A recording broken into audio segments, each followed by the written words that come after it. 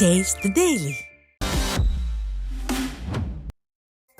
தென்கிழக்கு மற்றும் அதை ஒட்டிய தென்மேற்கு வங்கக்கடலில் நிலவிய வளிமண்டல சுழற்சி காரணமாக தென்மேற்கு வங்கக்கடலில் குறைந்த காற்றழுத்த பகுதி உருவாகியுள்ளதாக இந்திய வானிலை ஆய்வு மையம் அறிவித்துள்ளது.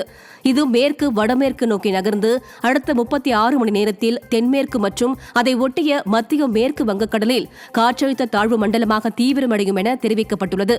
இதன் காரணமாக இன்றும் நாளையும் தமிழகத்தின் பல்வேறு மாவட்டங்களில் கன முதல் மிக கனமழை பெய்வதற்கு வாய்ப்பு உள்ளதாகவும், குறிப்பாக ராமநாதபுரம், புதுக்கோட்டை, மயிலாடுதுறை, நாகப்பட்டினம், திருவாரூர், தஞ்சாவூர், கடலூர் ஆகிய 7 மாவட்டங்களிலும், புதுவை, காரைக்கால் பகுதிகளிலும் இன்று கனமழை முதல் மிக கனமழை பெய்யக்கூடும் எனவும் வானிலை ஆய்வு மையம் எச்சரித்துள்ளது.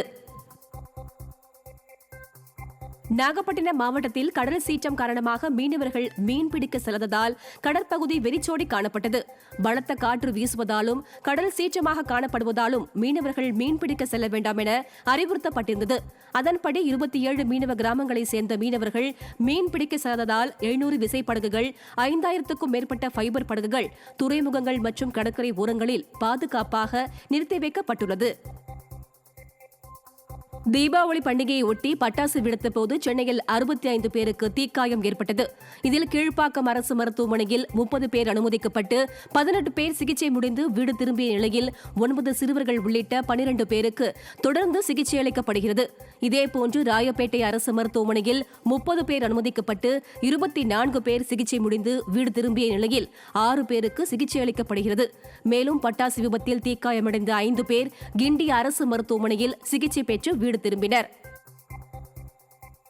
ராணிப்பேட்டை மாவட்டம் அரக்கோணம் நேதாஜி நகர் அருகே மின் கம்பத்தின் உச்சியில் ஆபத்தான முறையில் விபத்தை ஏற்படுத்தும் வகையில் காய்த்து தொங்கும் பூசணிக்காய்கள் குறித்து அதிகாரிகள் கண்டுகொள்ளவில்லை என பொதுமக்கள் குற்றம் சாட்டியுள்ளனர்.